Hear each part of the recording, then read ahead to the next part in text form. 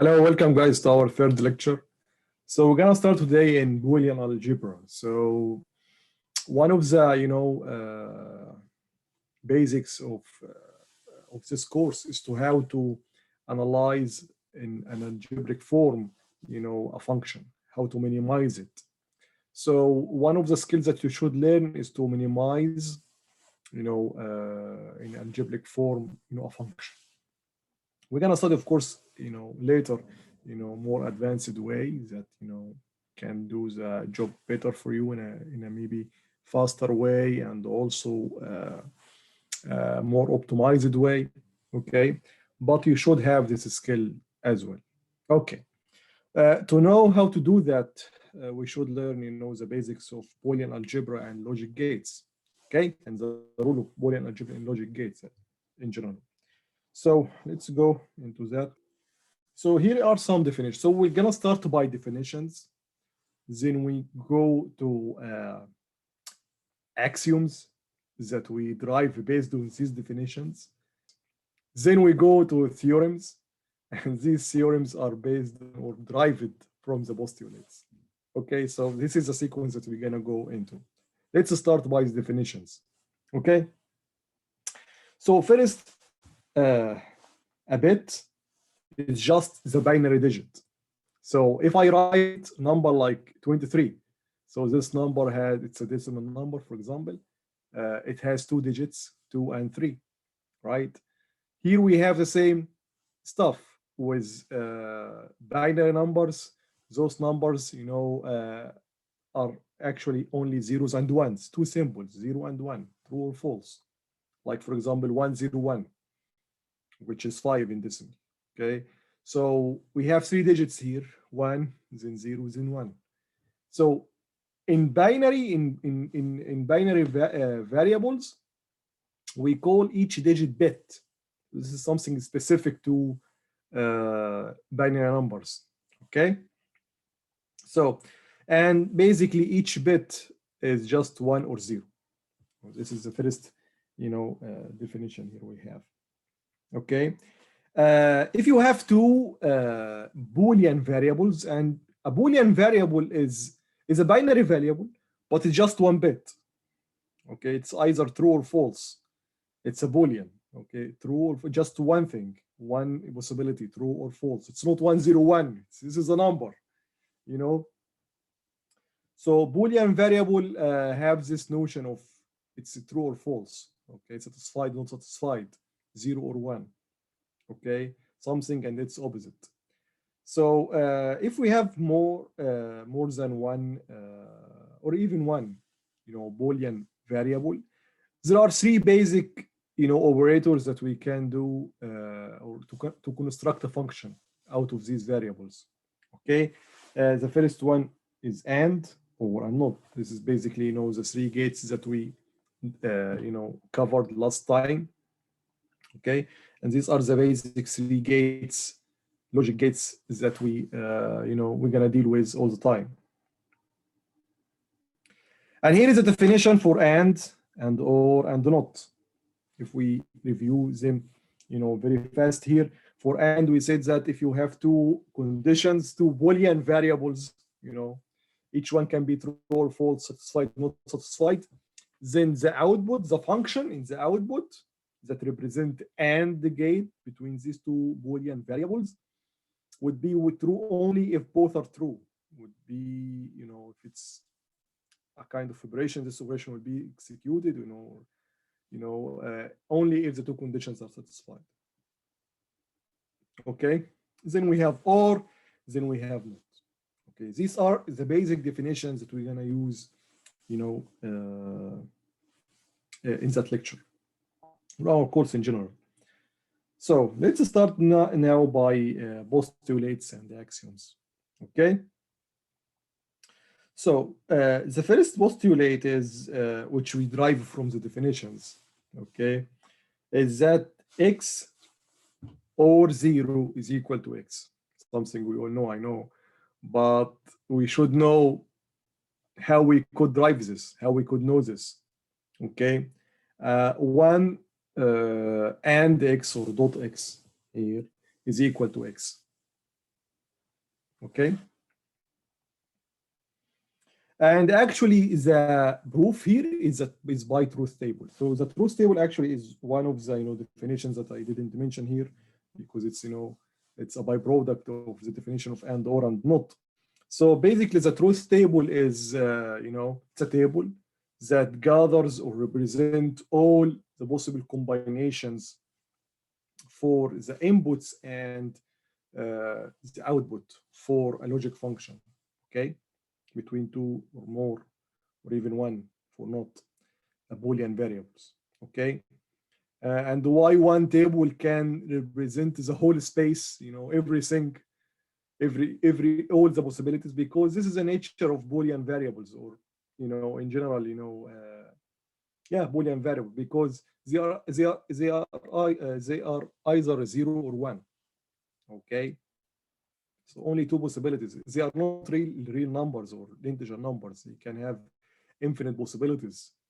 So we cannot, gather everything in one table. But, for Boolean, we can do that. Okay. Good. So the proof of these can be done using truth table. So this is a piece of the definitions, one of the definitions that we defined so far. So let's see how to do that. Okay, maybe it's obvious, intuitive, it's really, let's say, trivial, but you should know how to do that. So when we go to something more complicated, it's the idea of having a truth table should come into your mind, all the time. Okay, even if it's not, feasible to do, but this idea of proof by a truth table, because it gathers all the possibilities, should come to your mind, intuitively. Okay, so let's prove the first one, for example. So here is x. X it's a Boolean variable. It's either true or false. So we have only two possibilities, 0 or 1. And we want to prove that x or 0, remember, plus here is representing or, and the dot here representing and. Okay, so we're gonna add to both cases, not add, I'm sorry. We're gonna or in both cases 0. And here is x or 0, the function, the output. So 0 or 0 is actually 0, and 1 or 0 is 1. Now let's compare. This is when x was 0, the output was 0. When x was 1, the output was 1. So the x is equal to x plus 0. And here, this table gathers all the possibilities of the input and the output. So that's actually the proof. One of the ways to prove stuff, to prove a function, for example, is to, to try all the possible combinations of the input. Okay. And here is the idea of truth table.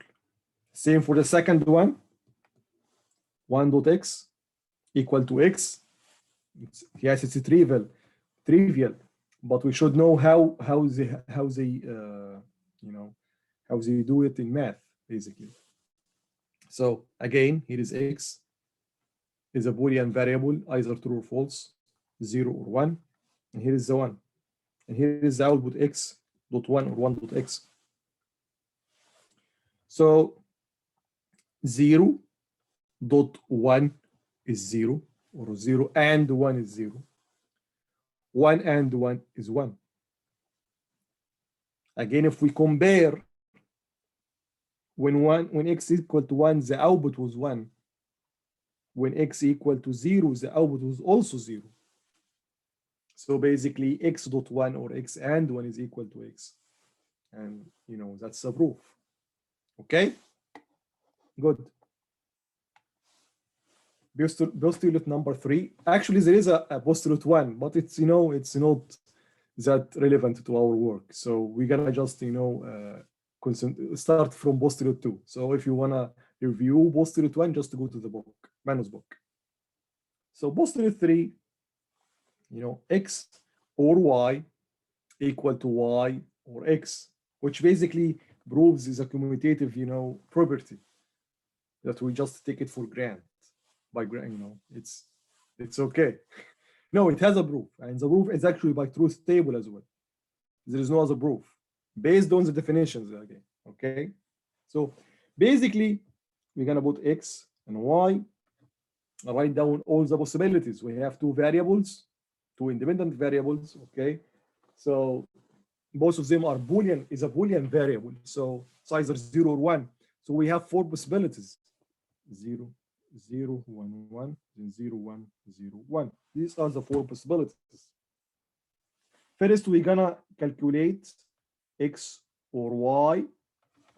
Then we calculate Y or X. Just as a matter of order. Does it matter? Let's see. So X or Y, 0 or 0 is 0. 0 or 1 is 1. 1 or 0 is 1. 1 or 1 is 1. Y or X, just reverse the order. 0 or 0 is 0. 1 or 0 is 1. 0 or 1 is 1. 1 or 1 is 1. If we compare, good. They are all equal. That's why X or Y equal to Y or X. And I believe we can do the other one, of course. So here is X, here is Y, 0, 0, 1, 1, 0, 1, 0, 1, X and Y and X. 0 and 0 is 0, 0 and 1 is 0, 1 and 0 is 0, 1 and 1 is 1. And now just reverse the order. 0 and 0 is 0, 1 and 0 is 0, 0 and 1 is 0, 1 and 1 is 1. Again, they are equal. That's why X dot Y equal to Y dot X. It's not, something we take for by, it has a proof. And here is the proof by truth table. So postulate 4, the distributive property. Can we prove that X and Y or Z equal to X and Y or X and Z? Can we just distribute X over this over the two variables inside the brackets, Y and Z? Okay, this is also, we take as granted, but we should also, prove it. So, and again, the proof is by truth table, one of the definitions that we defined so far. Okay. We have now 3 variables, so we have 8 possibilities. So we're gonna write them in that way: 0, 0, 0, 0, then 1, 1, 1, 1. Oops, it's really hard here to write, but yeah, guys, there is 1 here. Okay, 0, 0, 1, 1, 0, 0, 1, 1. It will be hard again. Then 0, 1, 0, 1, 0, 1, 0, 1. Okay, that's good. Okay, now to prove it, what we should do is that we should calculate the right-hand side, then the left-hand side. Okay. For the right-hand side, we have X. It's already here. We have a column for it. And we need Y or Z. So here is Y or Z. So, okay. 0 or 0 is 0. 0 or 1 is 1. 1 or 0 is 0. 1 or 1 is 1. You can just continue in the same way, but there is, one, observation here. Is that if you look at here, so we have here 8 possibilities, but for the 4 zeros of X, we have all the combinations for Y and Z, 0, 0, 1, 1, 0, 1, 0, 1, right? And for the 4 values of for the other 4 possibilities of X, which is 1, we have again the same, all the combinations. So just repeat, okay? So we just take those and just repeat them again. And of course you can do it, but I want you to be more, smarter, Maybe here it's not that, it's not that complicated or not a big difference, but maybe for other, problems, just think about what you have, what you already did. Maybe you can redo it again. Okay. Then we do X and Y or Z. So we just, AND this column with this column. So basically, when you AND, 0 by anything, it will give you 0. So for these 4 possibilities, we don't need actually to look at whatever here. So just zeros. And here we have all ones, right? So we just, copy and paste those in here. So 0, 1, 0, 1. And of course, you can do it one by one. But again, I want you to be smarter, If you want to do it, that's fine. 0 and 0 is 0, 0 and 1 is 0, 0 and 0 is 0, 0 and 1 is just 0. 0, 1 and anything 0 or 1 will give you the same stuff. So 0, 1 and 1 is 1, 1 and 0 is 0. Remember here there is 1, but because of the PowerPoint, I can't write this one, but obviously 1 and 1 will give us again 1. Good. So we calculated the right hand side. Now let's do the left hand side. Let's change the color. Let's make it, for example, blue or something. Yeah. In the left hand, I'm sorry, this is the left hand side. This is the right hand side. For the right hand side, we have 2 terms. We have X and Y and the X and Z. So we just do these 2 columns, then we OR them together. So here is the first column, X and Y. Okay. Again, here you have 4 zeros, just, have, so 0 and 0, 0 and anything will give you 0. So we have here 4 zeros. Then we have here 4 ones, 1 and 1 and 1, and 1 also here. Then I'm sorry. So yeah. And here we have 0, 0, 1, 1. So 0, 0, 1, 1. You can do it again. 1 and 0 is 0. 1 and 0 is 0. 1 and 1 is 1. 1 and 1 is 1. Remember, there are 2 ones, in these 3 cells, but I can't write them because of Excel. Then we have X and Z. Again, here we have 4 zeros. Then we just copy these into here, 0, 1, 0, 1. Why? Because they will be ended by 1, by 4 ones. So 1 and 0 is 1 is 0. 1 and 1 is 1. 1 and 0 is 1 and 0 is 0. 1 and 1 is 1. Okay. Then we OR these together. Okay. So here 0 and or 0 is 0, 0 or 0, 0, 0 or 0, 0, 0 or 0, 0, 0 or 0 again 0. Now we have 3 ones. 0 or 1, 1, 1 or 0 is 1, 1 or 1 is 1. Now let's compare that guy here. This is the left hand side by this one, which is the right hand side. Let's compare another color. Okay, so 0, we have 0, 0 and 0, 0 and 0, 0 equal to 0, 0 equal to 0, 1 equal to 1. Okay, and 1 equal to 1. Why is this not? Yeah, because this should be 1. So I have a mistake here. This should be 1. Okay. So basically 1 and 1 will give us 1. So again, 1 and 1. So I just have a mistake here because this is basically X or Z. I'm sorry, Y or Z. So Y is 1, Z is 0, 1 or 0 is 1. Okay. Now we could prove the distributive, property. This is maybe something, weird for us, because we used to have in real numbers. We have also the distributive property, in which if you have, for example, let's say 2 multiplied by 3 plus 5. So we have the distributive property, which is 2 by 3 plus 2 by 5, which is 6 plus 10, which is 16, which is basically 2, and this is 8, which is 16. But we cannot do that if 2 plus 3 multiplied by 5.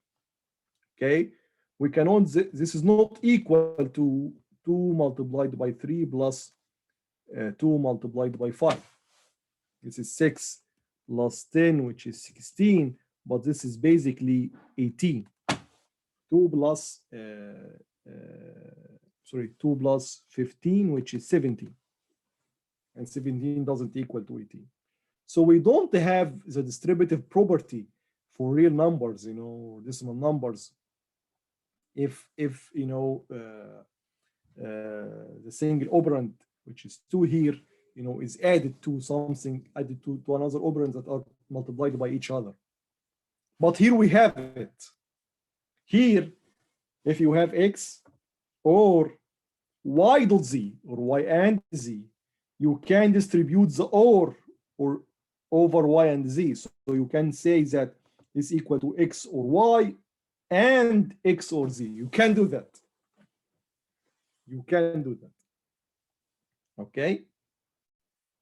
And how to prove it? Again, you should have, you know, another. I will not do that. I will leave it, you know, for you for practice. You should have something similar to this. Okay. Let's make it. It will be a homework. So it will be a homework.